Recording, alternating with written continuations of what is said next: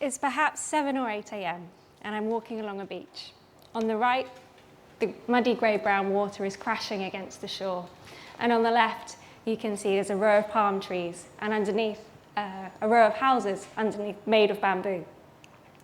Further along the beach in the distance, there's a pirogue, which is a type of dugout canoe, and there's a few people standing by around it. As we get closer, I see that it's a man, a woman and a couple of men, and in the man's hand he has a machete. As I look a bit closer, I see that on the ground in front of them is a turtle on its back, and that the sand around their feet is deep red, covered with blood, which is slowly trickling into the sea. And there's also lots of guts and intestines sprawled around as well. So approaching this scene, I feel a bit shocked. Well, I feel several things. Firstly, I'm quite squeamish, so I'm a bit, ooh. And secondly, I feel quite shocked. So I'm in northeastern Madagascar, and for the last few weeks and months, I've been working there, collecting data on marine animals, particularly turtles, counting their nests, and looking at conserving them. And so with this scene in front of me, I feel a bit conflicted. I feel quite challenged. We speak to the people, and we ask them what's going on here. And they explain that when they were out fishing, they caught the turtle as bycatch and it was already dead. They know the rules and regulations that they're not supposed to collect the species. But the turtle can feed their family for a week, so why shouldn't they keep it? I couldn't really argue with that logic. And why shouldn't they? Does one dead turtle really matter in the grand scheme of things? And who's going to know anyway? We're miles from anything legal, any kind of institution or authority. And who gets to decide these rules anyway? And so I guess this was one of the first kind of encounters that led me on my research path, studying compliance and people's followance and adherence to rules and regulations that surround biodiversity and the conservation of biodiversity. So I want to fast forward a few years now.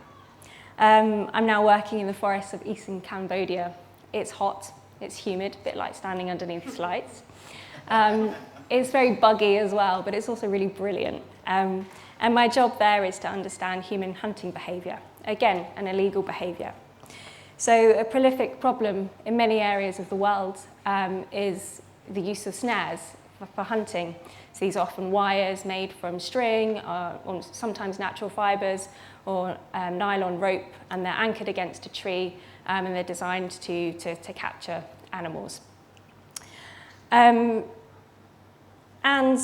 they're very effective, but they're also a very grim way to die. So they're quite unselective. Lots of different types of species are caught in these traps.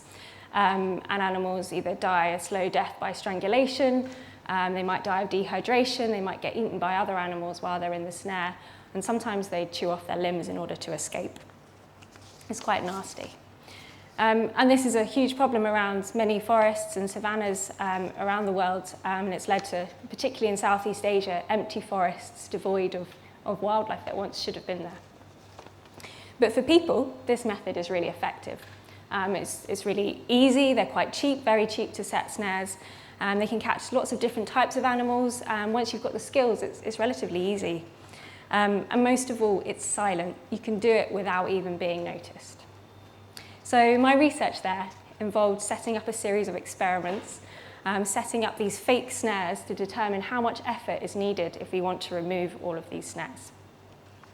So we set a load of fake snares up, and then different teams would head out and search for those snares. And so we literally spent hours and hundreds of kilometers walking around the forest. I say walking, but what I actually mean is sometimes crawling through thick bamboo. Sometimes you'd get ants on your collar and they'd go down and you'd get a bit of an itch, and sometimes you'd find leeches in very unfortunate places. And one time, one of the team had to climb some trees to escape some elephants. While we had a bit of a laugh about that afterwards, the reality is that it was really hot, hard work, and actually with very little reward. We found very, very few of those snares that we set, although they were all removed afterwards. And although in this particular context I was working with a research team, not necessarily a law enforcement team, it gave me a real insight into some of the challenges, what it must be like to be doing this as your job and to work, to have to find snares, and also to enforce the rules in these contexts. So often when you're walking around the forest on the way to different transects, you'd come across signs of other illegal activity, tree stumps, bleeding red sap from where they've been cut. You might hear the distant rev of a chainsaw in the distance, or motorbike, and you'd often see motorbike tracks and tyres. Occasionally at night, sleeping in my hammock, I'd hear the sound of gunshots, but never quite sure where that's coming from, nor how close they were. And sometimes we'd actually meet people when we were in the forest. They'd be transporting wood, dressed in their flip-flops, trying to navigate these huge, heavy motorbikes with all these logs on the back. And sometimes the team that I was with, they knew these people, and they knew them from their village, and that placed them in quite a difficult position. And I asked the team, how do you feel about this? And often they felt angry about the things that they were seeing, but quite powerless to defend the forest that they loved and the wildlife that they loved. Sometimes they felt scared. They didn't know who they were going to come into contact with. They didn't know whether they'd be armed. They didn't know whether they might be on drugs, which is a huge problem in this context. It could be dangerous.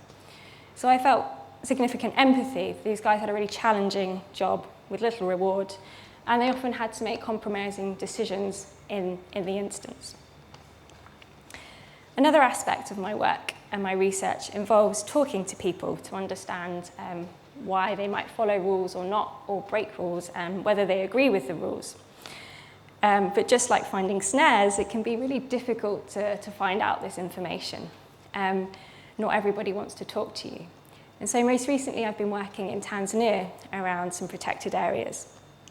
And as part of this research, I was sat in a group. It was a group of males, male pastoralists.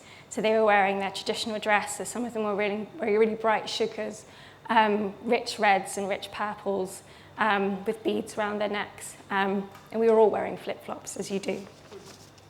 And we were sat on these plastic chairs, there's kind of like ones that stack on top of each other in different colours.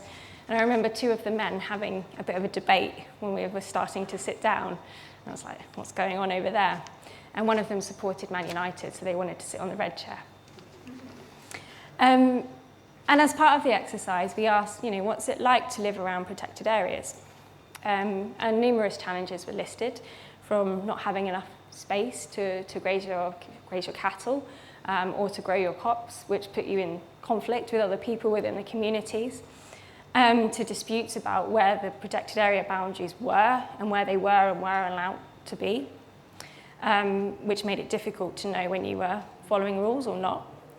And others explained that actually they didn't agree with how the rules were enforced, and they described how sometimes rangers would come into the village and shoot bullets in the air or raid people's homes, they felt, without providing enough notice or kind of respect.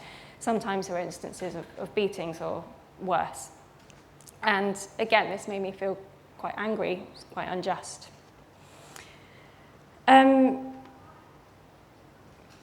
So, as well as finding out whether people follow rules, so my research there involved understanding whether people follow rules.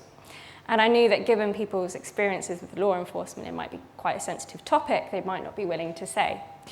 So another aspect of my work involves working out how we can get good information from people about their behaviour given this. And there's a bunch of methods that we can use to help people feel safer in talking about their behaviour. And some of these methods involve rolling dice, and another one involves a jar of beans. So let's say we had 2 jars of beans, a small one and a large one, and they've got beans of different shapes and colours. Say they're black and white. Maybe butter beans and black-eyed beans, for example. And you give the respondent the 2 jars, and you say, if your answer to my question is yes, then move a black bean from the small jar to the large jar. If it's no, then a white bean from the small jar to the large jar. It's quite simple, and you count out the beans at the end of the day, and you can get an estimate of how many people said something or agreed with something. And so, in this context, I was trying to understand whether people understood this method and if they felt comfortable using it to talk about their behaviour. And some people understood very easily. For some people, it took a little bit more explaining. And some people just flat out refused. And one person believed it was a trick, and that I was trying to trick them into admitting illegal behaviour, which is understandable, I guess. But ironically, they actually believed that I could satellite track individual beans and that I'd be able to tell within those 2 jars exactly which bean I'd moved from one jar, they had moved from one jar to the next. And it seems quite ridiculous and far-fetched, but actually it's a very, very powerful statement, I think. One, that they believe that that technology exists, but also that how that technology has been used and how they perceive that technology to be being used. It's also kind of maybe reflect upon what they thought about me in that situation and my power and how they perceived my intentions with the research. It also turns out that the bean method isn't as simple as it sounds. So after a long day, when you're sat there counting the beans, often outside in sometimes windy conditions where the beans start to blow away, we were sat there counting them all out. Ideally, you've got black and white beans, but we were it was getting harder and harder to distinguish these different coloured beans. And we actually realised that the beans were starting to change colour, which put a spanner in the works. And so instead of being black and white, they were all kind of turning this kind of grey.